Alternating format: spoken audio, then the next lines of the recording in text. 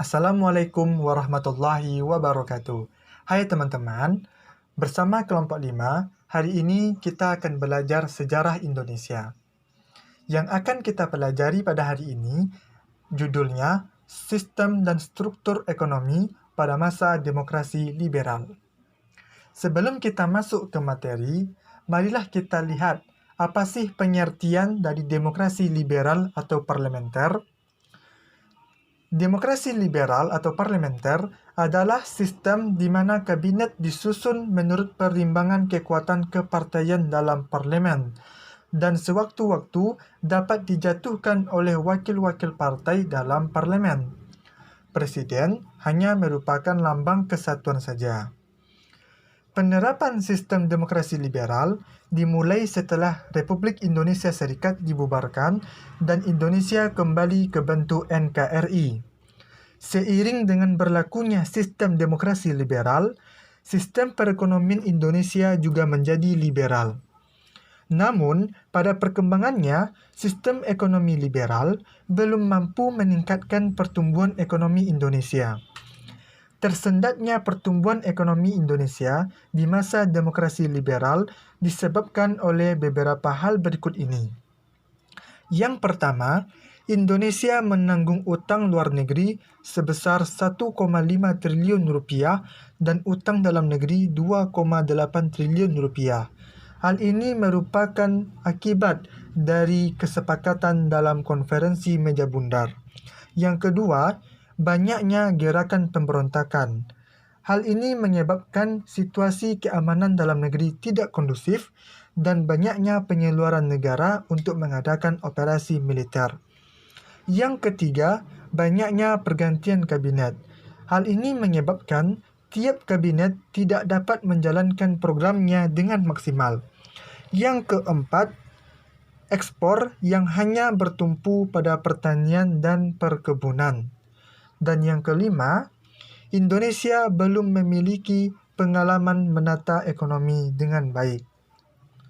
Selain itu, Indonesia juga belum memiliki tenaga ahli dan dana pembangunan yang cukup. Pada masa demokrasi liberal, perekonomian Indonesia memiliki prioritas penyelesaian permasalahan jangka pendek dan jangka panjang. Masalah jangka pendek pemerintahan yaitu mengurangi jumlah uang yang beredar di masyarakat. Yang kedua, mengatasi kenaikan biaya hidup. Hal ini disebabkan oleh adanya ancaman inflasi yang menyebabkan nilai mata uang Indonesia yang diikuti kenaikan harga barang-barang kebutuhan hidup. Kemudian, masalah jangka panjang pemerintahan, yaitu yang pertama, pertambahan penduduk, dan yang kedua, tingkat kesejahteraan penduduk yang rendah. Hal ini disebabkan tersendatnya pertumbuhan ekonomi Indonesia. Pertambahan penduduk yang tinggi serta tingkat kesejahteraan rakyat yang rendah dapat memicu naiknya angka pengangguran dan kemiskinan yang berujung pada terganggunya stabilitas perekonomian dan politik Indonesia. Untuk mengatasi berbagai masalah perekonomian tersebut, maka pemerintahan Indonesia telah mengeluarkan berbagai usaha agar perekonomian Indonesia stabil. Ada beberapa usaha yang telah dilakukan oleh pemerintah Indonesia pada masa tersebut. Yang pertama adalah Gunting Syafruddin. Digagas oleh Menteri Keuangan Republik Indonesia Serikat Syafruddin Prawiranegara. Dilaksanakan pada tanggal 20 Maret 1950. Dasar pelaksanaannya SK Menteri Nomor 1 PU tanggal 19 Maret 1950.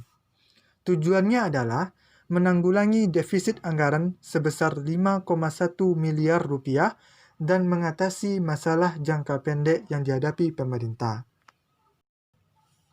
Tindakan Gunting Syafruddin ini dilakukan dengan cara memotong semua uang yang bernilai Rp2,50 ke atas hingga bernilai setengahnya. Walaupun demikian, rakyat kecil tidak dirugikan sebab yang memiliki uang senilai Rp2,50 hanya kalangan menengah ke atas. Yang kedua ada sistem ekonomi gerakan benteng. digagas oleh Menteri Perdagangan pada masa Kabinet Natsir, iaitu Sumitro Joyo Hadikusumo pada bulan April 1950. Tujuannya mengubah struktur ekonomi kolonial menjadi ekonomi nasional dalam rangka memperbaiki perekonomian Indonesia. Akan tetapi, tujuan program ini tidak dapat tercapai dengan baik. Yang ketiga adalah nasionalisasi De Javase Bank. Latar belakangnya, bank sirkulasi yang ada di Indonesia dikelola oleh orang Belanda, bukan pribumi. Yang kedua, adanya peraturan bahwa mengenai pemberian kredit harus dikonsultasikan pada pemerintahan Belanda. Hal ini menghambat pemerintah dalam menjalankan kebijakan ekonomi. Tujuannya untuk menaikkan pendapatan negara, menurunkan biaya ekspor, dan melakukan penghematan keuangan negara secara drastis. Waktu pelaksanaannya 19 Juni 1951, Panitia Nasionalisasi dibentuk oleh Kabinet Sukiman. Pada tanggal 12 Juli 1951, Syafruddin Prawiranegara jadi Presiden De Javase Bank. 3 Agustus 1951, saham dari De Javase Bank dibeli oleh pemerintah. Dan pada tanggal 15 Desember 1951, De Javase Bank berubah nama menjadi Bank Indonesia. Kemudian ada yang keempat, sistem ekonomi Alibaba. Apa sih itu Alibaba?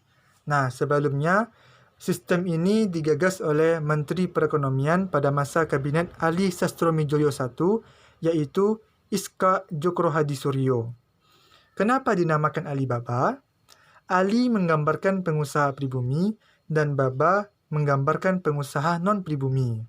Oleh sebab itu, diperlukan adanya kerjasama antara Ali dan Baba untuk memajukan perekonomian Indonesia. Kemudian yang kelima adalah Persetujuan Finansial Ekonomi atau FINEK. Perundingan masalah finansial ekonomi antara pihak Indonesia dengan pihak Belanda yang berusaha diselesaikan oleh Kabinet Burhanuddin Harahap dengan mengirim delegasi ke Swiss. Tokoh yang terlibat pada perundingan ini ialah Anak Agung Gede Agung. Dilaksanakan pada tanggal 7 Januari 1956.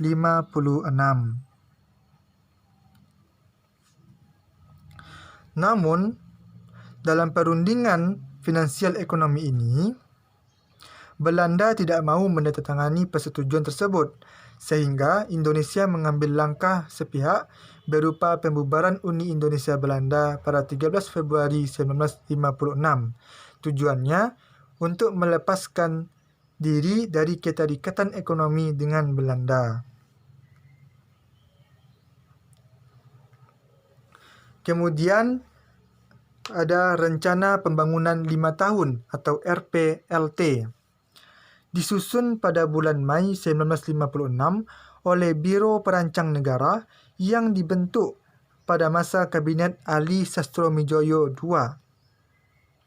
Rancangan undang-undang tentang RPLT ini disetujui oleh DPR pada tanggal 11 November 1958. Tokoh yang terlibat adalah Insinyur Juanda, di mana pelaksanaannya dari tahun 1956 hingga 1961. Namun, kerana ada beberapa hal dan situasi yang tidak memungkinkan, maka melalui Musyawarah Nasional Pembangunan atau MUNAP, maka diundur menjadi tahun 1957. Dan yang terakhir adalah Musyawarah Nasional Pembangunan atau MUNAP. Latar belakangnya, terjadinya ketegangan hubungan antara pusat dan daerah akibat tidak meratanya pembangunan antara pusat dan daerah pada masa Kabinet Juanda. Tujuan dari musyawarah ini adalah untuk mengubah rencana pembangunan agar dapat dihasilkan rencana pembangunan yang menyeluruh untuk jangka panjang. Nah, Itulah berbagai usaha yang dilakukan pemerintah Indonesia untuk mengatasi permasalahan ekonomi pada masa demokrasi liberal. Walaupun memiliki tujuan yang sangat baik untuk perekonomian, namun tidak semua usaha-usaha tadi berhasil dilaksanakan.